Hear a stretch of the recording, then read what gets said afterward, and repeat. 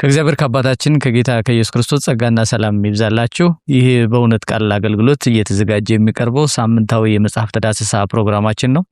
ዛሬም እንደተለመደው አንድ መጽሐፍ ይዘን መተናል። የዘፍጥረት መጽሐፍን እንደጀመርንና ባለፉት ሳምንታት ከምዕራፍ 1 እስከ ምዕራፍ 11 ያለውን ተመልክተን እንደነበረ ታስታውሳላችሁ። ዛሬ ደግሞ የምንመለከተው ከምዕራፍ 12 እስከ ምዕራፍ 25 የሚሸፍነውን የአብርሃምን ታሪክ ወይም በዛ ውስጥ የተመዘገበውን እውነት ይሆናል። ከኛ ጋር እንድትቆዩ በጌታ ፍቅር እንጋብዛለን። በቀጥታ ወደ ጥያቄው ነው የምንሄደው። ጥያቄው ዛሬ የምናተኩርበት ምዕራፍ 12 እስከ 25 ቅድም እንዳልኩት ሲሆን የአብርሃምን መጠራቱን፣ እምነቱን፣ መታዘዙን እንዲሁም የፈተናውን በህይወቱ የደረሰባቸውን ፈተናዎችና እንዲሁም በእግዚአብሔር እንዴት እንደተደገፈ ያሉትን ሐሳቦች የምንዳሰስ ይሆናል ማለት ነው። በቀጥታ ወደ መጀመሪያው ጥያቄ ልሂድ። የመጀመሪያው ጥያቄ የአብርሃም መጠራት ነው ያለው። አብርሃም በሁለት ወንዞች መካከል ሲኖር የነበረ ወይም ደግሞ ያ የከበረ ሰው በጣም በተሻለ ስልጣኔ በተሻለ ዘመናዊነት ውስጥ የነበረው ሰው የክብር አምላክ ጠራው ይላል። ስለዚህ ጥሪው ምን ይመስላል? ምን ሰምቶስ ታዘዘ? ከሌሎች የመጽሐፍ ቅዱስ ጥሪዎች በምን ይለያል? የአብርሃም ጥሪ እንዴት ይታያል? ሚለውን ጠቅለል ያለ ሐሳብ ብናነሳ ከዛ ወደ ውስጥ እየገባን ደግሞ እንመለከተዋለን ማለት ነው። እሺ፣ አመሰግናለሁ። አብርሃም ያው የእምነት አባት ነው የሚባለው። የእምነት አባት ሲባል ትልቅ ለሰው ልጆች ሁሉ በእግዚአብሔር መደገፍን የሚያስተምር ነውና ይሄ ከጥሪው ነው የሚጀምረው። በኋላ በብዙ በአብርሃም መልልሶች የምናያቸው እጅግ የላቀ እጅግ ከፍ ያለ እምነቶች እናያለን። ነገር ግን በጥሪው ላይ እንኳን ስንመለከት ምሳሌ አላየም። አብርሃም የሆነ ከጀርባው አንድ ምሳሌ ሊሆን የሚችል ሰው አላየም። አሁን እኛ ልክ ስንጠራ ጥሪውን አክብረን ስንመጣ በጣም ብዙ እንደ ደመና የሆኑ ምስክሮች ተብሎ አይደለ?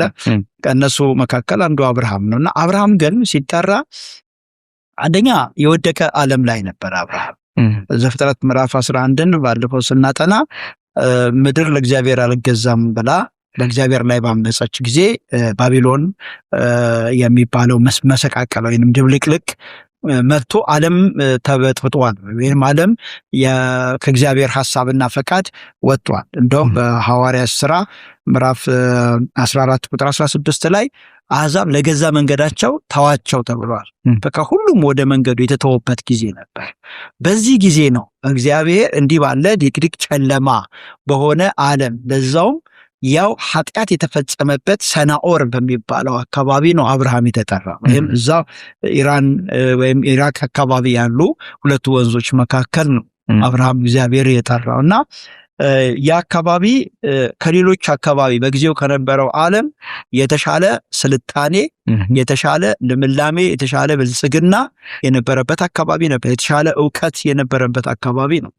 ከዛ አካባቢ ነው እግዚአብሔር አብርሃምን እየጠራው እና አብርሃም እግዚአብሔር ምንድነው ያለው? ከሀገር ከዘመድ ከአባት ቤት ተለይተን ወደ ማሳይ ምድር ውጣ አለው። ያው ይሄ በይበልጥ 4 ቦታዎች አሉ የአብርሃምን ጥሪ የተጠራኩባቸው ቦታዎች። እዚሁ ማነው ዘፍጥረት ላይ ውጣ ብሎ ሲናገር፣ ኢያሱ ላይ ደግሞ አወጣኸው የሚል ቃል እንመለከታለን። ነህምያ ላይ ደግሞ መራሁት የሚል ቃል እናገኛለን። የሐዋርያት ሥራ ምዕራፍ 7 ላይ ደግሞ ና አለው የሚል። ሁሉንም ስንተነትነው በጣም እጅግ ውብ የሆነ ነገር እናገኛለን። አጠቃላይ የምናገኘው ነገር ግን ምንድነው? የእምነት ሰው መጀመሪያ በራሱ ይታዘዛል። ከዛ በኋላ በእግዚአብሔር ኃይል ደግሞ ይወጣል። አሁን አወጣኸው የሚለው መጀመሪያ እሱ ከታዘዘ ወጣ ከተባለ በኋላ ወይም ደግሞ ለእግዚአብሔር እሺ ካለ በኋላ የእግዚአብሔር ጉልበት አብርሃምን ከዚያ ከሰናወር ወይም ደግሞ ከዚያ ከሁለቱ ወንዞች መካከል እንዴት መንጭቆ እንዳወጣው እንደረዳው እንመለከታለንና አብርሃም ሲናገር መጽሐፍ ምንድነው ወዴት እንደሚሄድ እንኳ ሳያውቅ ተናገረ። አሁን ሰው ለመውጣት ሲያስብ ወይም ና ሲባል ሁሌም ሰው ኦፖርቹኒቲውን ጠብቆ ነው የትኛው መንገድ ይሻለኛል ነው። አንዳንድ ጊዜ ከተበላሸ ክርስትና እንኳን ሰዎች ወንጌል ተሰብኮላቸው ሲወጡ እዛ ጋር ያለውን ትርፍ አንዱንም ማጣት አይፈልጉም። ብዙ ጊዜ እንደውም የሚነሱ ነገሮች አሉ አይደለ? የመካብር ጉዳይ አለ፣ ሶሻል ላይፍ አለ፣ ይሄ ድር ምናምን ይባላል። እነዚህ አሁን ልክ የጌታ ሲል የሚጠራ ከአመፅ ይራቅ ነው የሚለው መጽሐፍ ቅዱስ። ክርስትና ሆኖ አመፅ የተሞሉ ማህበሮች አሉ፣ ለቃሉ የማይታዘዙ። ከዚህ ውጣ ሲባል እንኳን ከዛ ለመውጣት የመጀመሪያ የሚፈልገው ነገር ምንድነው? እድር፣ ምናልባት ሶሻል ላይፍ አለ፣ ቀጥሎ ደግሞ መቃብር ትልቅ ነገር ሆኖ እንመለከታለን። አብርሃም እነዚህን አይደለም የዕለት ህይወቱን እንኳን የት ማድረግ እንዳለበት አውቅ፣ የት እንደሚሄድ ሳያውቅ ወደ ማን ሄደው ስትል ልክ የሐዋርያት ሥራ ምዕራፍ 7 እስጢፋኖስ ሲተርከው ና ነው። አብርሃም በቃ ወደ ማንም አይደለም ይሄ። አሁን ከሁለቱ ወንዞች መካከል ከናን ትሻላለች ብሎ አላነጻጸረም። ከናን እንደማትሻል ያውቃል። ግን አንድ ያየው ነገር ግን ና የሚለው እዛ የቆመው ና እያለ የሚጠራው እርሱን ብቻ የተመለከተ እንደሆነ እንመለከታለና ለዛ ነው ብዙ ጊዜ እዚህ መጽሐፍም ላይ ካየው ማኪንቶሽ የሚጻፈው ላይ አንድ በጣም ያተኮረበት ነገር ምንድነው? አብርሃም ልቡ ያለው በጠሪውና በተጠራበት በተገባለት ተስፋ እንጂ ዙሪያው ባለው ዓለም አልነበረም። ዙሪያው ያለው ዓለም እንደውም የሚያጓጓ ዓለም፣ የሚያስደስት ዓለም ነበር፣ ለስጋ ደስ የሚያሰኝ ዓለም። ልክ ሙሴስ እንደዛ አይደል የሆነው? በግብጽ ከሚገኝ ወርቅና ብር ይልቅ ከእግዚአብሔር ሕዝብ ጋር መከራ መቀበል መረጠ። በኃጢአት ከሚገኝ ደስታ ይልቅ የፈርዖን ቤተ መንግስት ውስጥ ብዙ ነገር አለ። ሁለቱ ወንዞች መካከል ብዙ ነገር አለ፣ ለስጋ ደስ የሚያሰኝ ነገር። ግን አብርሃም እግዚአብሔር ይበልጣል፣ ከእግዚአብሔር በላይ ምንም ነገር የለም፣ እነዚህ በዓለም ያለው በጠቅላላ በእግዚአብሔር ዓይን ሲታይ እፍኝ አይሞላም፣ ትንሽ ነው ብሎ ያመነ ሰው ስለሆነ አብርሃም እግዚአብሔርን ብቻ አምኖ እንደተባለው ከሀገሩ ከዘመዱ ከአባቱ ቤት ተለይቶ ውጣ ሲባል ያንን ተለይቶ የወጣበት ሁኔታ እንዳለ እንመለከታለን። ምናልባት ከጥሪ አንጻር ስንመለከት የተለያዩ ጥሪዎች አሉ። በጣም ብዙ ክርስቲያኖች ልብ የማይሉት እንደው መጽሐፍ ቅዱስ ለማወቅ መጀመሪያ ስፍራህን አይደል ማወቅ ያለብን፣ የቱ ጋር ነው ያለው? እግዚአብሔር እንዴት ነው የጠራኝ? በጣም አንድ ትልቅ ያልታወቀው ነገር አሁን ይሄ የአብርሃም መጠራት የእስራኤል ጅማሬ ነው። በቃ የእስራኤል መነሻ ማለት እንችላለን። እና እስራኤል የተጠራችው ምን አይነት ጥሪ ነው? መጀመሪያ አብርሃም ሲጠራ ምንድን ነው የተባለው? ከኡር ተለይ ያለው። የት ትመጣለህ? ከናን ትገባለህ። ከሀገር ከዘመዶች እኔ ከአባቱ ቤት ተለይተ እኔ ወደ ማሳየህ ምንድን ነው የሚለው? ምድር ነው የሚለው። ከምድር አብርሃም ወደ ምድር ነው የተጠራው። እስራኤል ሲጠሩስ ከግብፅ ወደ ከናን የተጠሩት። ዘጸአት ምዕራፍ 3 ላይ ካየ ምንድን ነው የሚለው? የሕዝቤን ሰቆቃ አይቼ ወርጃለሁ ካለ በኋላ ከዚችም ምድር ማርና ወተት ወደምታፈሰው ወደ ኬጢያዊ ወደ ፌርዛዊ ምድር ታገባቸዋለህ ነው። አሁን የእስራኤል ጥሪ በቃ ከምድር ወደ ምድር ነው። ለምን? ምድራዊ የእግዚአብሔር ሕዝቦች ናቸው። ስለዚህ በረከቶቻቸው ምድራዊ ናቸው። ምድራዊ መሆናቸው ቀላል። ዘዳግም ምዕራፍ 28 ላይ ስትመለከት በእርሻ ባርካለሁ፣ በከብት ባርካለሁ እያለ ምድራዊ ነገር ነው የሚያበዛው፣ ማርና ወተት። ከዚህ ጋር ተያይዞ ግን የቤተ ክርስቲያን ጥሪ ግን ከዚህ የተለየ ነው። አሁን ብዙ ጊዜ ሰዎች የማይገነዘቡት እንደው አንዳንድ ጊዜ ለስብከት ማድመቂያም አድርገው በቤት ባርካለሁ፣ በእርሻ ባርካለሁ፣ በከብት ባርካለሁ ምናምን ሲባል እውነት ነው፣ ለዚህ ስጋ ደስ ያሰኛል። እነዚህ ነገሮች ብልጥግና አለው። አበዳሪ ትሆናለህ ስትባል፣ ጠላት በአንድ መንገድ ይመጣል በሰባት ትበትነዋለህ ሲባል በጣም ደስ የሚያሰኝ ነገር ነው። ነገር ግን ቤተክርስቲያን የተጠራችው እንደዚህ አይደለም። እኛ የተጠራነው እንደዚህ አይነት ጥሪ አይደለም። ከምድር ወደ ምድር አይደለም። ምንድነው? ለሰማያዊ ጥሪ ተካፋይ የሆናችሁ ቅዱሳን እንደምሆን ይችላል። ዕብራውያን ምዕራፍ 3 ቁጥር 1 ላይ ለሰማያዊ ጥሪ። ኤፌሶን ምዕራፍ 1 ላይ ደግሞ ካየ በክርስቶስ ይላል በሰማያዊ ስፍራ በመንፈሳዊ በረከት የባረከን ነው የሚለው። በረከታችን መንፈሳዊ ነው። የተባረክንበት ቦታ ከነዓን አይደለም፣ ሰማይ ነው። የተጠራነው ደግሞ በክርስቶስ ነው። ጥሪው ደግሞ ሰማያዊ ሆኖ የተገለጠበት ሁኔታ አለ። እዚህ ጋር ጥሪ የሚለው ምናልባት የአብርሃም ጥሪ በጣም ብዙ የምንማርበት ነገር ቢኖርም የቤተክርስቲያን ጥሪ ግን አይደለም። የቤተክርስቲያን ጥሪ የተለየ ጥሪ ሆኖ ልናየው እንችላለን። በጣም ጥሩ። በሚገርም ሁኔታ በዘመናችን እየተመለከትነው ያለው ሁለቱን መቀላቀል ነው አይደለ? የአብርሃም ጥሪ የቤተክርስቲያን ጥሪ አድርጎ መረዳት፣ ስብከቶቹ ሙሉ ተቀይረዋል። አብርሃም የጠራው ማን እንደሆነ ስላወቀ በእምነት ታዘዘ። በቃ ወዴት እንደሚሄድ አያውቅም ነው አይደለም የሚለው። እንዲያው እያየው ነበር ቦታዎቹና ከኡር ከለዳውያን ተነስቶ ሲወጣ ሲታዘዝ፣ ላለመታዘዝ ምክንያቶች አሉት፣ ላለመውጣት ምክንያቶች አሉት። ምክንያቱም የሚሄድበትን ሀገር አያውቀውም። ቦታውን አለማወቅ ብቻ ሳይሆን ደግሞ ያለበት ሁኔታ የተሻለ ነገር አለው፣ የሚበልጥ ነገር አለው። ልምላሜ ያለ ከተማ አለ። በዓለም ታሪክ እንኳን በስናጠና የሜሶፖታሚያ የሚባለው አካባቢ የስልጣኔ መጀመሪያ እኮ ነው። ብዙ ነገሮች ያሉት ነው። ከዛ ተነስቶ ለመውጣት በጣም አስቸጋሪ ነው። ግን ጥሪ ነው። እግዚአብሔር ከጠራ መለኮታዊ ጥሪ ከደረሰ እንዴት አድርገህ ልትቀመጥ ትችላለህ? ከዛ የተነሳ በካራን አድርጎ በቱርክ ዛሬ በምንለው ማለት ነው፣ በዛ አድርጎ በሶሪያ አድርጎ በከናን አድርጎ እንደገና ወደ ግብጽ ደግሞ በችግር ምክንያት ሲወርድ ታያለህ። ይህንን በኪሎ ሜትር ቢታሰብ ከ2000 በላይ ኪሎ ሜትሮችን የተጓዘ ሰው ነው፣ በእምነት ማለት ነው። ስለዚህ አሁን ይህንን ጥሪና የቤተክርስቲያንን ጥሪ ባለማስተዋል ከተሰበከ ምንድነው ሊሆን የሚችለው? አብርሃም እንኳን በዛ ሆኖ ከነዓን ለምለም ሆና አልጠበቀችውም። ታዲያ አብርሃም ስለ ከነዓን ተሰብኮት ሳይለመልም ቀርቶ ለስደት ከዳረገው፣ ወደ ግብጽ እንዲወርድ ከዳረገው፣ ወይም ደግሞ ይህንንም በተስፋ ከጠበቀ፣ በእምነት እሺ ብሎ ከታዘዘ የትኛውን መሬት ነው የምናለመልመው እኛ? የትኛይቱ ምድር ነው የምትለመልመው? የትኛውን በረከት በበረከት የሚሆነው? ሰማይ ካልሆነ ትለመልማለህ ከተባለ ከነዓን እንኳን አልለመለመለችለትም ለአብርሃም አይደለ? በዚህ ዘመን ያሉ ክርስቲያኖች ስብከታቸውን አብርሃማዊ ወይም ደግሞ ከነዓናዊ ስብከት ካደረጉት ምኑን ነው ሊያለመልሙ የሚችሉት? የሚለመልም ስፍራ እኮ መጀመሪያ ማግኘት አለበት። አብርሃም እሱን ይዞም አለመለመ። በእኛ ዘመን ያሉት ደግሞ ይሄ ችግር አለና እንዲያው ከዚህ ጋር አገናኝተን እንድናነሳው የምፈልገው ይህንን ስብከት ቢሰብኩ ራሱ ጥሪው አላቸው ወይ? እንዲያው ጥሪውን ወደ አገልግሎትም ማምጣት እንችላለን። አሁን አገልጋዮች በዘመናችን ያሉ የወንጌል ሰባኪዎች፣ አስተማሪዎች፣ መሪዎች እያንዳንዱ ጥሪው አላቸው ወይ? ጥሪው ከደረሳቸው ምን ማገልገል እንዳለባቸው ያውቃሉ? በዚህ ዙሪያ ላይ ምን ትላለህ? ትክክል። ከምንድነው ጌታ ኢየሱስ ክርስቶስ የእርሱን ደቀ መዛሙርት ሲልካቸው ምንድነው ያለው? ከፀሐይ መውጫ እስከ መጥለቂያ ድረስ የዘላለሙን ወንጌል በእጃቸው ላከን አይደለም? የተላከ ወንጌል ነው። ወንጌል ደግሞ ስለማን ነው የሚለውን ስንመለከት ወንጌል የተላክበት ዓላማ ነው የምታገለግለው። ወንጌል ደግሞ ስለ ልጁ ነው። ሮሜ ምዕራፍ 1 ይነግረናል። ወንጌል ደግሞ እንዴት ነው የሚሰበከው የሚለው የሐዋርያት ሥራ ምዕራፍ 2 ላይ ወንጌል እንዴት መሰበክ እንዳለበት። በቃ አንድ ወንጌል ተሰበከ ማለት የምንችለው የሰዎች ታሪክ አይደለም፣ ሃይማኖትም አይደለም። ምንድነው ያደረገው ጴጥሮስ? የመጀመሪያው ወንጌል ሰባኪ ኢየሱስ እንደሞተ፣ ኢየሱስ እንደተነሳ፣ ኢየሱስ በእግዚአብሔር ቀኝ እንደተቀመጠ፣ ኢየሱስ ተመልሶ እንደሚመጣ። በቃ እነዚህ 4 ቤዚክ ነገሮች ናቸው ወንጌልን የሚያስጨብጠው። ከነዚሁ ጋራ አብሮ የኛ ህይወት ነው የሚታየው። ልክ ኢየሱስ ሞተ ብለህ ስታምን አንተም ለኃጢአት ተገለሃል፣ ሞተሃል ማለት ነው። ኢየሱስ ተነሳ የሚለው አንተም በአዲስ ህይወት ተነስተሃል።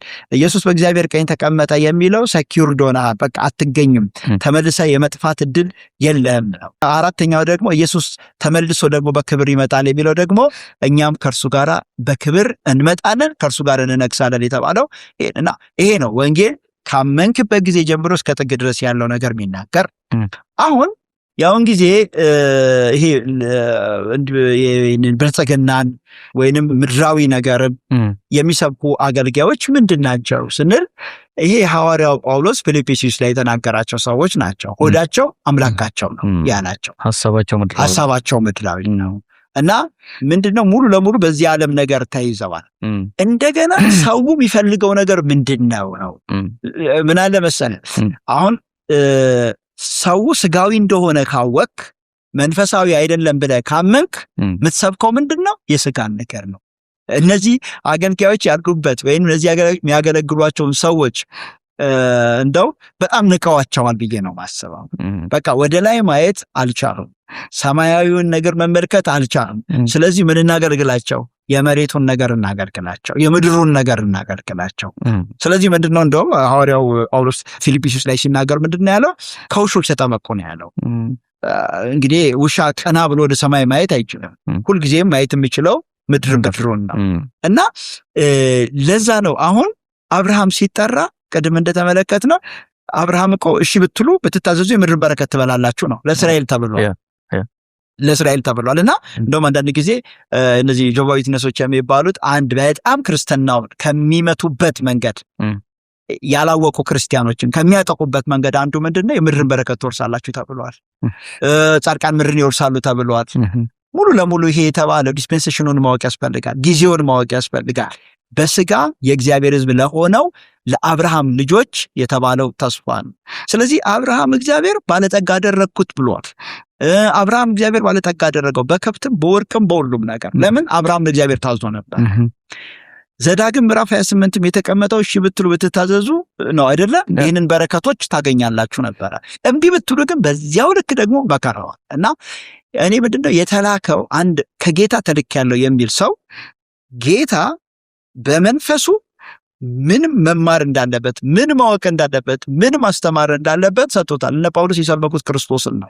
ሁሉም የሰበኩት ይሄንን መንፈሱና ሙሽራይቱ ዛሬ ምንድን ነው ቢሉት ክርስቶስን ነው የሚያስተዋውቁት እንጂ ከዛ የተለየ ነገር ቤተክርስቲያን የላትም። እና ጥሪ ጊዜውን አለማወቅ እንግዲህ አማኝ አዲስ ኪዳን አማኝ ሆኖ የት ተገኝቷል? ብሉይ ኪዳን ላይ ተገኝቷል። እና እኔ ምንድነው አገልጋዮች እንደዚህ አይነት አገልጋዮች አንደኛ ጥሪ የላቸውም ብዬ ነው ማስበው።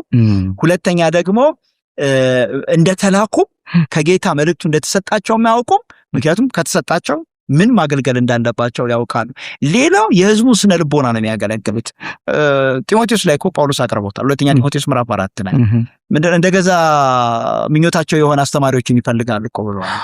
ለራሳቸው ምቾቶቻቸውን የሚያገለግሏቸው፣ የሚያሳክካቸውን ነገር የሚያኩላቸው አገልጋዮችን ይፈልጋሉ ተብሏል። እና መንፈሳዊ የሆነ ሰው ግን እርግጠኛ ነኝ እንዲህ አይነት ምድር የሚያሳይ አገልግሎት ምንም እንትን አይልም።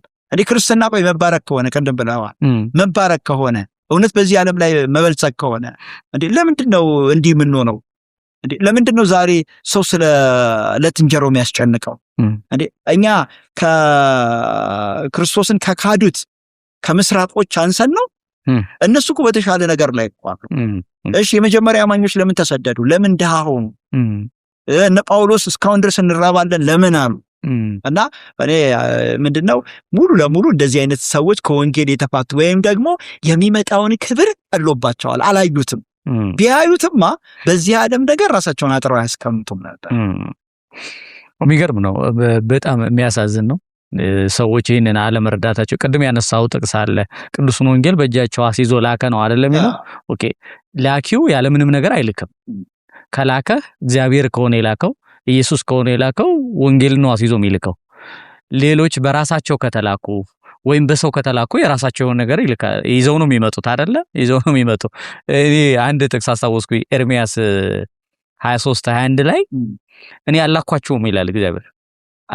በዛ ዘመን የነበሩ ነቢያቶች እግዚአብሔር ያላላቸውን እግዚአብሔር እንዳላቸው ያወራል፣ ሂደው ይነግራሉ ለሕዝቡ። እግዚአብሔር ግን በሌላኛው ነብይ ምንድነው የሚለው? እኔ እንደዚህ ብዬ አልነገርኩም፣ አልላኳቸው፣ ከኔ ጋራ ምንም አይነት ግንኙነት የላቸውም ይላቸዋል። እነዛ ግን በምድሪቱ ላይ ምን ነበሩ? ነቢያት፣ አስተማሪ ሆነው ተገልጠው ነበር፣ ህዝቡን ያሳስቱ ነበር። ልክ እንደዚሁ ነው በዘመናችንም ያለው ይሄ ነው። ከዚህ የተለየ ነገር የለም።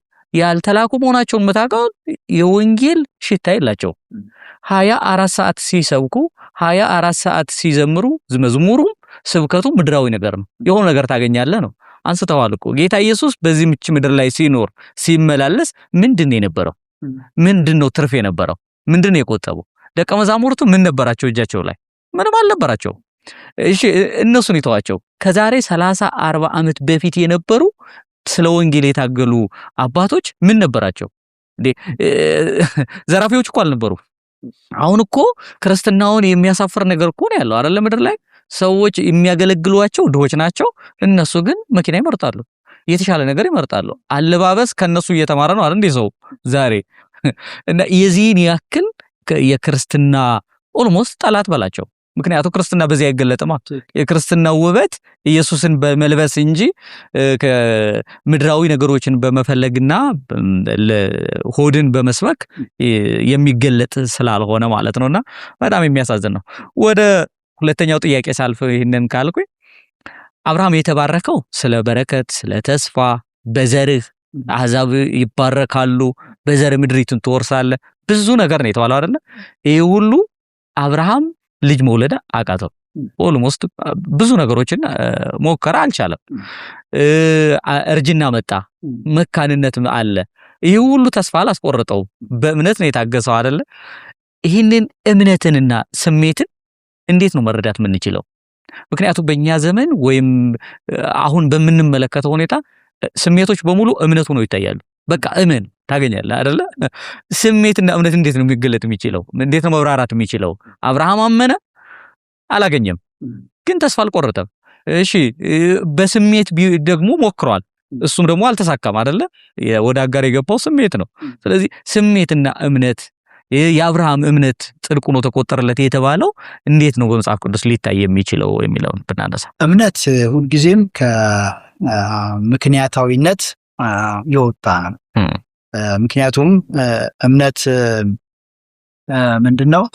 እግዚአብሔርን ተከትለህ በእምነት ትሄዳለህ። ወደ ብትሄድበት እንኳን ሳታውቅ የምትሄድበት መንገድ ነው። ባለፈው እዚሁም እንደተመለከተው በራሱ በአብርሃምም እንዲሁም ደግሞ ብዙ የእምነት ሰዎችም ስለ አብርሃም ራሱ ሲናገሩ የሚሉት ይሄንን አንዳንድ ጥንትም የተሐድሶም አባቶች ሲናገሩ የነበረው ይሄንን ነው። ካልቪንም አብርሃም ወዴት እንደሚሄድ ሳያውቅ በእምነት ወጣ ማለት እምነት እግርን ታነሳለህ እንጂ መዳረሻውም እግዚአብሔርን ተከትለህ ነው የምታውቀው የሚሉ አባባሎች አሉና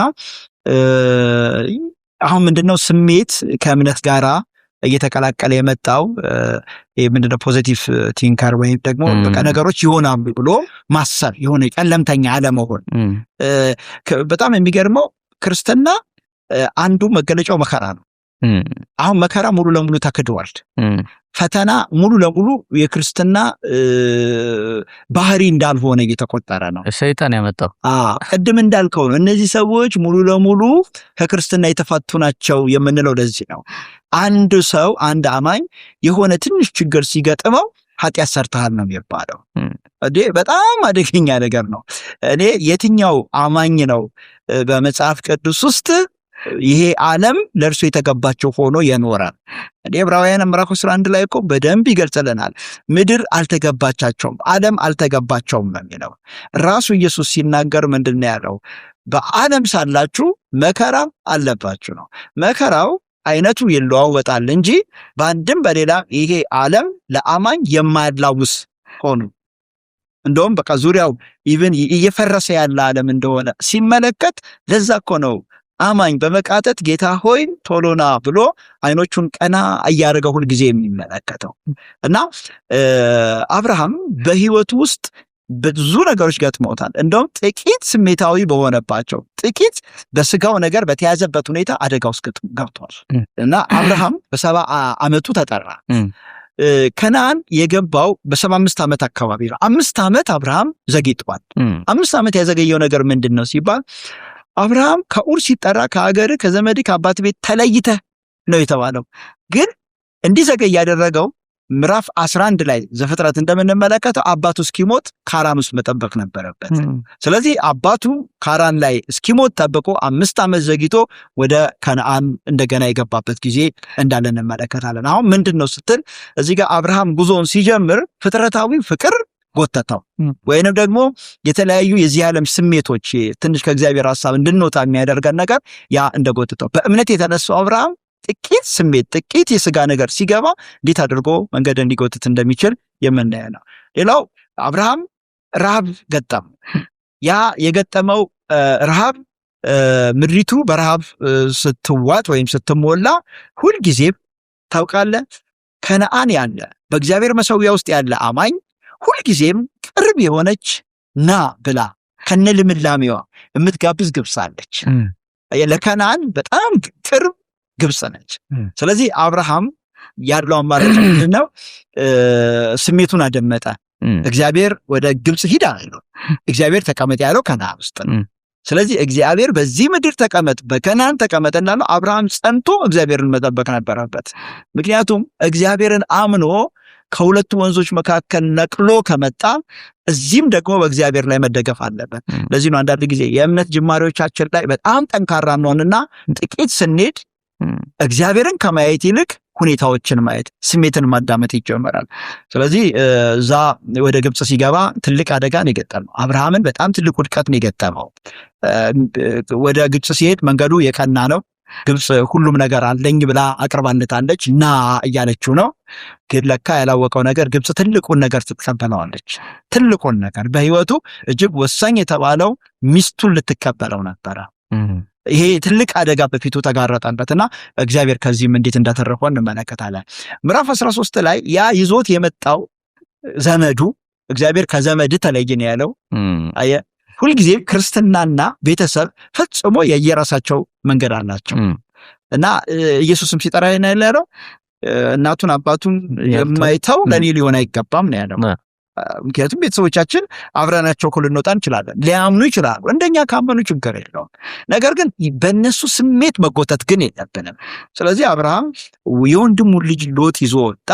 ሎጥ እንደገና ምዕራፍ 13 ላይ አብርሃም በእምነት ብርሃኑን እንዳያበራ ከነዓን ውስጥ እንደሚገባው እንዳይመላለስ ምስክርነቱን ከፍ እንዳያደርግ ከወንድሙ ጋር ንትርክ ውስጥ ገብቶ ችግር ውስጥ እንደወደቀ እንመለከታለንና ልጅ አለማግኘት በአብርሃም ሕይወት ውስጥ ትልቅ እንቅፋት ነበረ። ከዛ በኋላ ይሄ ደግሞ ያው በጣም ትልቅ አደጋ ሆኖበት ወደ አጋር እስከ መግባት ድረስ ደርሷል። ይሄ የአብርሃምን እምነት እስከ መጨረሻው ድረስ ለመጠበቅ እንቅፋት የሆኑበት ጉዳዮች ነበር። ለዛውም እኮ ምዕራፍ 15 ላይ እግዚአብሔር ተገኝቶ እንደ ምድር አሸዋ አበዛሃለሁ ብሎታል። ትልቅ ተስፋዎች ሰጥቶታል። የሱ ዘሮች እንዴት እንደሚበዙ፣ ግብጽንም እንዴት በግብጽ ውስጥ በባርነት እንደሚያዙ፣ ከግብጽም እንዴት በታላቅ ክብር እንደሚወጡ የሚሰጠው ምድር ከኤፍራጥስ እስከ ግብጽ ወንዝ ድረስ ያለውን እግዚአብሔር እንደሚሰጠው ነግሮታል። ይሄ ሁሉ ነግሮት ምዕራፍ 16 ላይ ግን ደከመው። ስለዚህ ሚስቱ ያቀረበችለትን መልካም እድል የሚመስል ነገር ችግር ውስጥ ሲወድቅ ያው ከግብጽ ያመጣት አጋር ጋር ሲገባ እንመለከታለን። ያ ደግሞ ቤቱን ሲያመሰቃቅለው እናያለንና በአብርሃም ሕይወት ውስጥ በጣም የሚገርመው ውድቀቶች አሉ። ግን የእምነት ሰው ሁሌም ትልቅነቱ ምንድነው? ይወድቃል፣ ነገር ግን ይነሳል ነው። ጻድቅ 7 ጊዜ ይወድቃል፣ 7 ጊዜ ይነሳል የሚለው የምር የምታየውን በእውነተኛ ቅዱሳን ነው። አብርሃም የእግዚአብሔር ወዳጅ የተባለው ለዚህ ነው። ቶሎ ብሎ ራሱን ያስተካክላል እንጂ በዛው ድጡ እንዳዳለጠው በዛው የሚሄድ ሰው አይደለም። እውነት ነው። እምነት በራሱ ሐዋርያውም እንደተረጎመልን እምነት ተስፋ ስለምናደርገው ነገር የሚያስረግጥ የማይታየውንም የሚያስረዳ ነው አይደለም የሚለው። እምነት ነገ ስላለው ነገር ተረድቶ ዛሬ በሰላም መኖርን ነው እንጂ ነገ የሆነ ነገር ይሆናል ተብሎ በምክንያት በሎጂክ የምትሰራው ስራ አይደለም። ቅድም አንስተዋል። እኔ የአብርሃም እምነት በጣም የሚገርመኝ በቃ እዛ ቦታ ላይ ደርሶ እንኳን አልተሳካም አይደለ? የተገባለት ቃል አልተሳካም፣ ግን ነገን ያያል፣ ነገን ያስባል። ከሎጥ ጋር ቅድም አንስተዋል። ከሎጥ ጋር ተጋጩ፣ ፈተና ደረሰበት። አንተ ግራውን ብትወስድ እኔ ቀኙን ወስዳለሁ፣ አንተ ቀኙን ብትወስድ እኔ ግራውን ወስዳለሁ። እሱ የመረጠው ጭንጫውን ነው አይደለ? አለቱ ነው፣ ምንም በረሃማ ነው። ነገር ግን እምነት ምንድነው? እግዚአብሔር ካለ ይሄኛውም ለምለም ነው። ስለዚህ እምነትና ስሜት ፈጽሞ የተለያዩ ናቸው። ስሜት ማለት ምንድነው? ራሽናል መሆን፣ ቅድም እንደተነሳ ሪዝነብል መሆን፣ በቃ በምክንያት ማሰብ። እንደተማረ እናስብ ነው አይደለ? ለምሳሌ ምንድነው እያሉ ያለው አሁን የስሜት ሰባኪዎች፣ ከእምነት የተፋቱ ሰባኪዎች ምንድነው የሚሉ? ጥቅስ ይወስዳሉ እኮ ያገኛሉ፣ ጥቅስ ለዚህም ይሆን ያገኛሉ። ምንድነው የሚለው? እናንተን ባለጸጎች ለማድረግ እርሱ ድሃ ሆነ። መጽሐፍ ቅዱስ በመርህ እንጂ እንዴት በጥቅስ ይፈታል? ይህንን ወስደህ እምነትን ልተነትን ከቻልክ እምነት ማለት ማሰብ ነው። ስለዚህ ያሰብከውን ታገኛለህ። መናገር ነው፣ የተናገርከው ይሆንልሃል። እንደዚህ አይነት እምነት የለም። እምነት እግርህን ማንሳት ነው። ወደየት ነው አታውቀው። ወደየት እንደሚሄድ ሳታውቅ ትወጣለህ፣ ትገባለህ። ተመልከታቸው የእስራኤል ልጆች ዮርዳኖስን ሲሻገሩ እንዴት ነው የነበረው? ውሃው ከተከፈለ በኋላ እኮ አይደለም፣ ወደ ውሃው እግራቸውን ሲያስገቡ እየተከፈለ ሄደ። ዝም ብለህ ነው የምትሄደው። አይተህ አረጋግጠህ ከሄድክ ይሄማ ምኑን እምነት ተባለ? እምነት እንደዛ አይደለም። ሳታይ መሄድ ነው፣ ሳይገባህ ማድረግ ነው። ምክንያቱ የጠራህ እግዚአብሔር እስከሆነ ድረስ ማለት ነውና እኔ በእነዚህ በአብርሃምና በሎጥ መካከል ነው ስሜትንና እምነትን። ሎጥ አይ አይደለ አይኑናቹን አነሳ፣ ሰዶምን ተመለከተ፣ የለመለመ ነው፣ ለከፍቶቹ ለልጆቹ የተመቸ ከተማ ነው። ስለዚህ ይሄ ምን እምነት ይጠይቃል? ይሄንን መምረጥ እኮ ማየት ብቻ በቂ ነው አይደለ? አብርሃም ደግሞ አየ። ስለዚህ እግዚአብሔር ለዛኛው ምን እንዳረገለት እናውቃለን።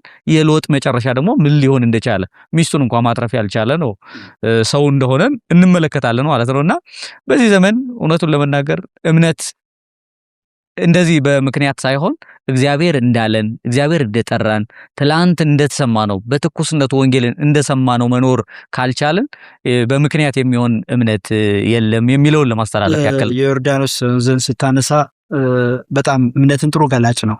ምክንያቱም ቀይ ባህር ውሃውን ሳይነካቸውን የተከፈለው አንዳንዴ እግዚአብሔር እንደዚህ ያደርጋል። እሱ መንገዱን ጨርሶ ገባበት ይላል። አንዳንዴ ግን እግዚአብሔር ውሃው ውስጥ እግር እንድታሳርፍ ይፈልጋል። በቃ እሱን ምን ያህል እንደምትተማ ከውሃው ኃይል በላይ የእግዚአብሔርን ኃይል እንድትተማመን ይፈቅድልካል። ቅድም ያነሳሁት የተለያዩ የእምነት ሰዎች አባባሎች በጣም ደስ ከሚሉኝ ለምሳሌ ቅድም ያልኩት የካልቪን አባባል አለ። እግዚአብሔር በሚጠራን ጊዜ መንገዱን ሙሉ በሙሉ አያሳየንም፣ እርምጃ እንድንወስድ ይጠራናል። መንገዱን ሙሉ ለሙሉ አያሳየም፣ ነገር ግን ግባ ይልሃል። ስለዚህ ማንን አምነህ ትገባለህ? እግዚአብሔር። አብርሃም ልክ እንደዚህ አይቶ ነው የገባውና በይበልጥ ይሄ ያነሳው የአብርሃምና ሎጥ የተለያዩበትን ሁኔታ ስትመለከት በጣም የሚገርም ነው።